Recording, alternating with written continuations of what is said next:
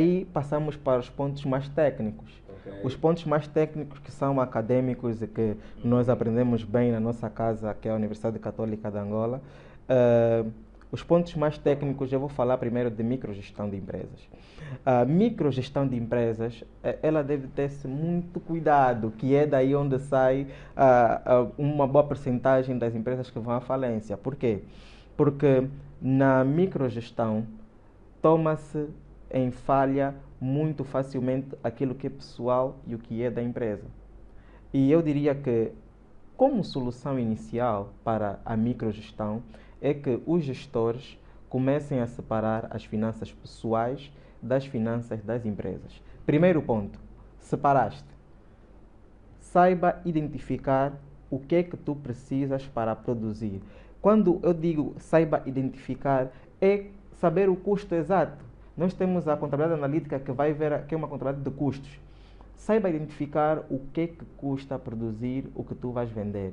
Vou dar um exemplo. Tu produzes um bolo e tu vendes bolo, não é?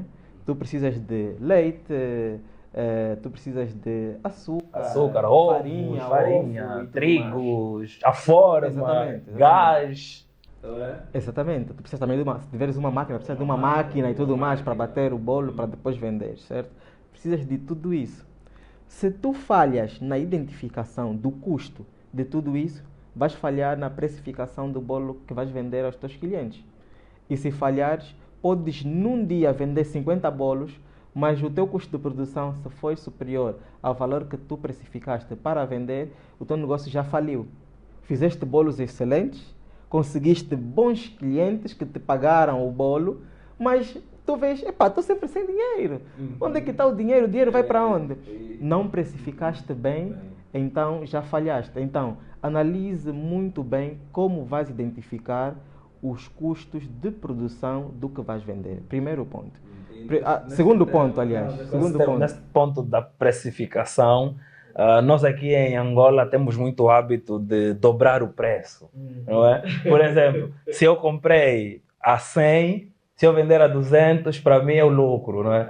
Para nós aqui é isso, sem contar que não é só o facto, não é o preço de venda e menos o preço de compra que nos dá o lucro. Há muita coisa envolvente naquilo que é a nossa precificação, não é? Tem esses custos todos que o Nathaniel está acabando de dizer e vai continuar, pode continuar, Nathaniel. Exatamente, e obrigado por poder dar essa nota, porque acabei por ser um pouco simplista naquilo que eu estava a explicar sobre a precificação.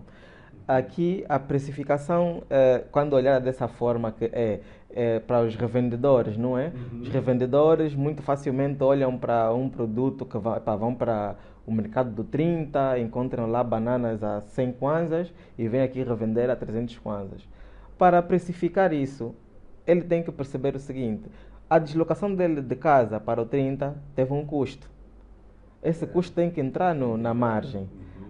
Ele, quando chegou em casa e está num local, esse local em que ele vai fazer a venda, também tem um custo. Seja para ar-condicionado, seja para as câmeras de vigilância que ele colocou, também tem um custo. Isso também tem que entrar na precificação. Ou seja, a análise contabilística analítica deve ser minuciosamente feita. E isso é onde as pessoas muito facilmente falham. Por quê? Porque as pessoas não olham para a produção de negócio, do seu próprio negócio, de forma analítica. Ou seja, tu tens que conseguir mensurar cada item que custou para tu teres o produto final. E daí, quando tu consegues mensurar cada item que entrou para teres o produto final, é que tu vais colocar a tua margem de lucro. Sim, É mais ou menos é essa mais ou menos lógica. essa lógica. Então, tu tens, por exemplo, né? Vamos voltar ao exemplo do bolo. Ao exemplo do bolo, tu também tens o gás. Exato. Tu compraste gás. Quanto tempo te dura um gás? Ou uma botija de gás, quantos bolos tu consegues produzir?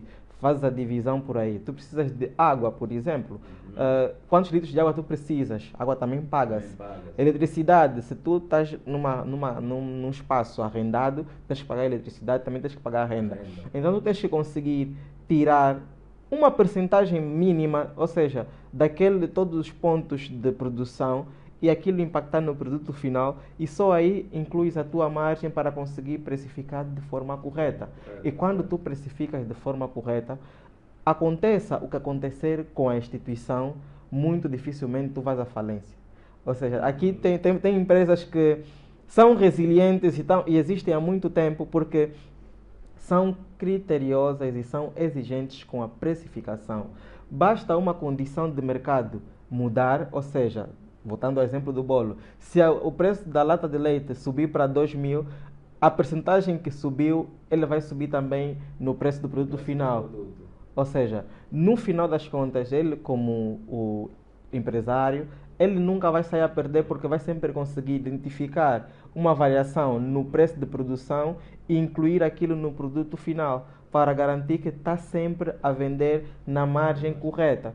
O que ele pode fazer depois é gerir a margem de lucro. Ele pode pensar, epá, se eu aumentar aqui os meus preços de tal forma, eu posso perder os meus clientes e não conseguir mantê-los, porque eles não vão conseguir pagar a esse preço. Então tu internamente podes dizer, epá, ao invés de colocar uma margem de 30%, epá, vou baixar minha margem de 20% por um tempo, e esse tempo vai conseguir me garantir que meus clientes são fixos, e quando as coisas melhorarem, eu vou subir para 40%, que assim eu consigo cobrir mais daquilo que eu cedi em termos de lucro.